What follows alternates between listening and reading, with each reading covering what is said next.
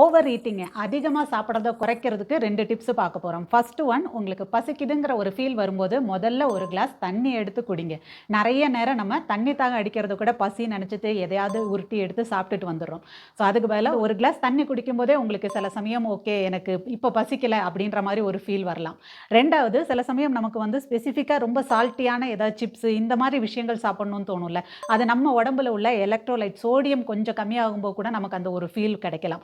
So அப்போ நீங்கள் மோரில் இல்லைனா லெமன் ஜூஸில் உப்பு போட்டு அது மாதிரி குடிக்கும்போது அது கூட உங்களுக்கு ரொம்ப ரெஃப்ரெஷிங்காக பசியெல்லாம் இல்லை, எனக்கு இப்போ பெட்டராக இருக்குது, எனக்கு பசி போயிடுச்சு அப்படின்ற மாதிரி ஃபீல் வரலாம். ஸோ ஒன்று, முதல்ல வெறும் தண்ணியை குடிச்சு பாருங்கள் ஒரு கிளாஸ். அப்படி இல்லை இந்த மாதிரி சால்ட்டே ஏதாவது சாப்பிட்ணுங்கிற ஒரு ஃபீல் வரும்போது இந்த மாதிரி லெமன் ஜூஸில் மோரில் சால்ட்டு போட்டு குடிச்சு பாருங்கள். ரெண்டாவது டிப் கொஞ்சம் கஷ்டம்தான், ஆனால் முடியாதுன்னெலாம் இல்லவே இல்லைங்க.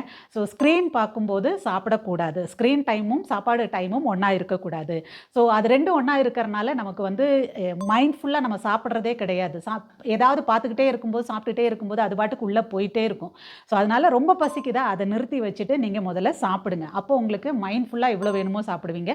அதுக்கப்புறமா ஸ்க்ரீன் டைம் நீங்கள் என்ன பார்த்துக்கிட்டு இருந்தீங்களோ அதை கண்டினியூ பண்ணுங்கள். ஸோ இதில் 2 பெனிஃபிட் இருக்குது. ஒன்று, நம்மளோட ஸ்க்ரீன் டைமோட குறையும். அதே மாதிரி நம்ம சாப்பிட்றதும் மைண்ட்ஃபுல்லாக சாப்பிட்டு அது ஒரு நல்ல ஹேபிட் நமக்கு பில்ட் ஆகும். ஸோ அது ஓவர் ஈட் அப்படிங்கிறத வந்து குறைக்கிறதுக்கு நமக்கு ஹெல்ப் பண்ணும். எல்லாருமே இப்போ சொன்ன 2 டிப்பையும் ஃபாலோ பண்ணி பாருங்கள். இதே மாதிரி நிறைய வீடியோஸ்க்கு என்னைய ஃபாலோ பண்ணுங்கள்.